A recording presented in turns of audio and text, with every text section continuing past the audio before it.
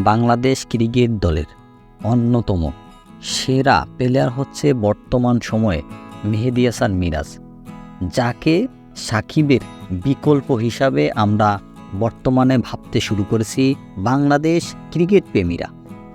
এই মেহেদী হাসান মিরাজ ইতিহাস গড়েছে পাকিস্তানে গিয়ে। দুই টেস্টেই তিনি 10টি করে উইকেট নিয়েছেন।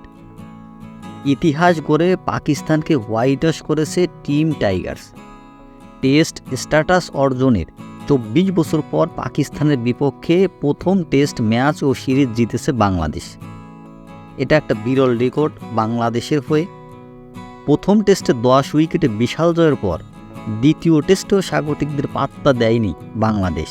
কিন্তু বাংলাদেশের এই সিরিজে সব থেকে ভালো খেলা বা পারফর্ম উপহার দিয়েছেন মেহেদী হাসান মিরাজ। তিনি বল হোক বা ব্যাট হোক দুদিকেই অবদান রেখেছে এবং এই সিরিজ সেরা হয়েছেন মেহেদী হাসান মিরাজ।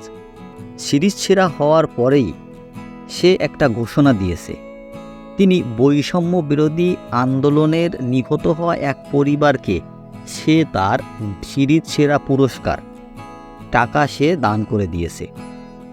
এটা একটা সে ভালো কাজ করেছে এবং মহৎ কাজ করেছে। এই কথাগুলো সে তার যে কানে ভাসছে, কান্নার যে একটা রোল, এটা সে বলেছে এবং তার মনে মনে একটা স্বপ্ন ছিল বা আশা ছিল সে বাংলাদেশে এসে ওই পরিবারকে কিছু একটা সাহায্য করবে। যে সাহায্যটা অবশেষে তিনি মিলে গেছে বা পেয়েছেন পাকিস্তানের ক্রিকেটেই।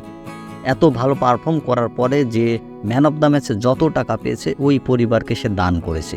মেহেদী হাসান মিরাজ মানেই যেন এক নক্ষত্রর নাম।